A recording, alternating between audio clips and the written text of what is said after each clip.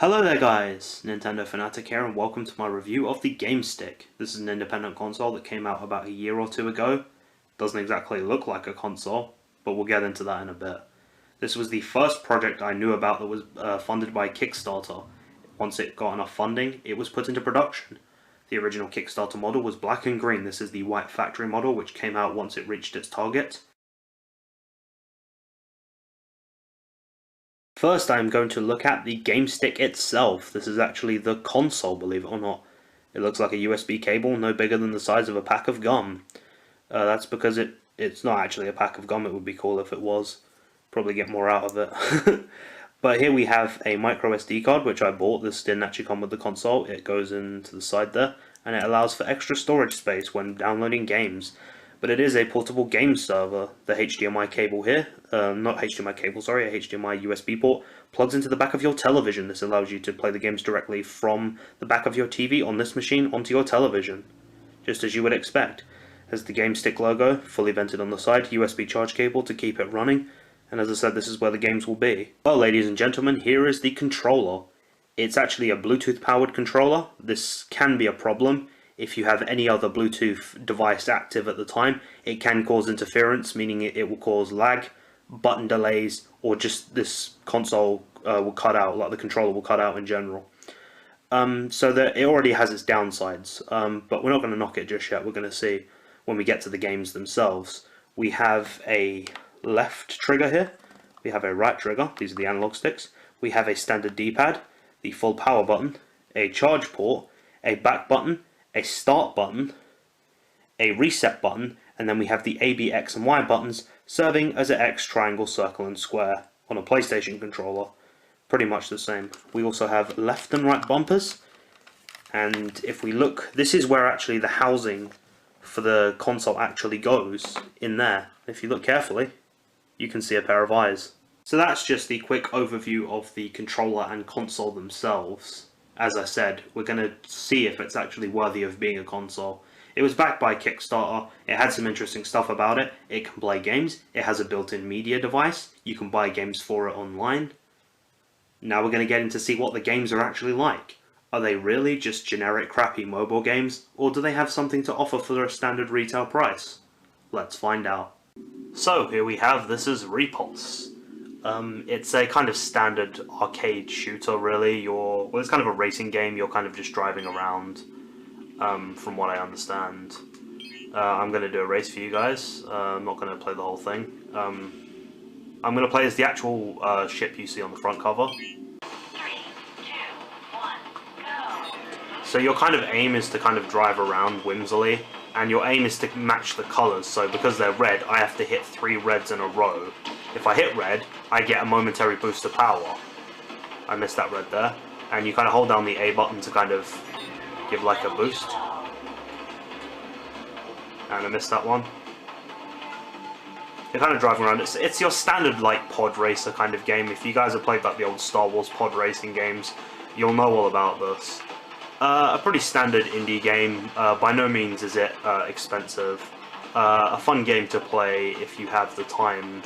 If you just feel like something different, but if you've played a real racing game, the controls on this do handle a bit laggy, and again, if the Bluetooth cuts out, this does create certain issues. And as you can see, I picked up the wrong colour there. I was supposed to pick up green. Polarity change. So as you can see, there's not too much to say on it. It appears to be just like a standard racer where you've got to match the colours up, so I have to get red now. You do several laps of this, 3 laps, and I think you finished it. And I think that's all I have to say on this. I'm now going to play something else. So as most people know, Prince of Persia was developed by Ubisoft, so this is actually technically a game that could be perceived as first party, but it's on the Gamestick, so I'm reviewing it as if it was a third party. I'm going to continue where I left off, wherever that was, and we're hopefully going to be kicking some ass for a bit. So we appear to be in some sort of cavern, and immediately you are greeted by the controls. Left tab, right tab, it just pretty much tells you what you need to roll down and hit.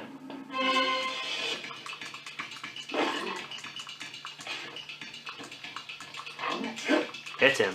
I don't know why he's The combat system I don't really like in this game, but I thought I'd give it a try for you guys because I've not tried a platformer yet.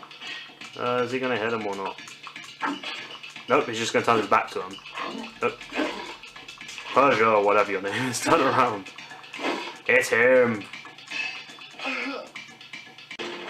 Holy fuck, we are thrown in at the deep end immediately. So you're pretty much just running on these buildings, you're kind of doing like a Keanu Reeves, you know, you're just running on rooftops. You're doing a Matrix, basically. See how far? Holy shit, we are going fast. We are duking. Holy fuck! I'm gonna retry that, guys, sorry, I felt bad. We're duking, Hadouken. See if we can get further this time. The music, I have to give it, is really loud. I think it's designed to be like a heart-pounding adventure. Like, you know, stay on your toes, see how far you can get. Holy shit! We are going for it. We are gunning this son of a bitch. I'm actually enjoying this one. This one's a lot better. I'll try one more time. See if we can do better this time. So we're still running across the rooftop. So it's like Endless Runner in a lot of ways. You're pretty much just running and hoping for the best. You ran 305 meters before hitting a wall and tumbling to your death. So we have the controls here. We have restart, the pause menu, accelerate and brake, reverse, brake and accelerate, the camera angles, and on the left we have the eject, the analog lean, a lean front, and a lean back. And the time is actually still going when I haven't even started playing yet. Alright, ah, here we go. Sounds like a herd of bees are trying to kill you. Am I just... The fuck? I crashed into this big metallic dildo. Great. It's a great way to start your day. I'm not liking these motion physics. I am not. And I whack my head on the dildo yet again. Part of me thinks maybe I shouldn't have picked this as a thing to review, but I thought, you know what? It's not impressing me so far, it's... What the... Okay. Are you serious? Are you serious? Right, that's enough of this bullshit. So, as the game starts, we're greeted by this epic lumberjack man who's actually punching a bear in the face. And as you can see, it says Fist of Awesome. It have arenas, begin legend, and more. Tim Burr's house. Hi everybody. I'm so glad you could make it.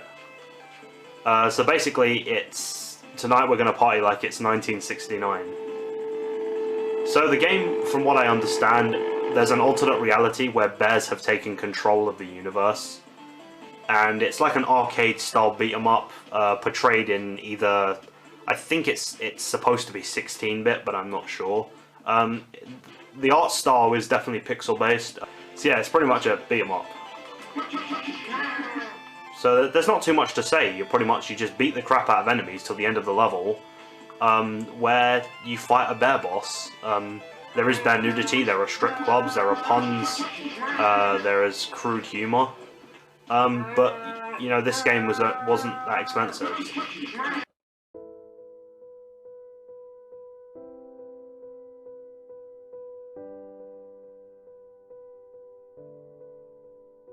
Right, so overall I'd say the Gamestick isn't too bad. I mean, depends on the price you pay. I mean, I got it for $50 after it was officially released and it got funding, so it was cleared for a Kickstarter. Depends on what your definition of a games console is. For its price, I would probably recommend maybe shelling out a little more for maybe a handheld, because even though this is technically a console, a lot of the games I would akin to even some of the DS games look better. But then again, you guys only saw 5 games that I owned that I played on it. I have some more games, but I didn't want this review to go on for too long. But overall, it wasn't terrible. I mean, I was kind of indifferent to it. I mean, it was an indie project, so I mean, I didn't have high hopes or necessarily have any low hopes, so it was gonna be one or the other. But I think, you know, if you happen to see this and it's maybe for a smaller price, lower price, then, you know, maybe it's something worth picking up. if indie games and mobile games that you can also get on Steam appeal to you, then I'd say it's the console for you. Is it an amazing console? Probably not. Is it a good console? I think so. But I'll let you guys decide if you ever pick this up. Again, this is just one dude's opinion. I've been Nintendo Fanatic, and I'll see you guys in the next one.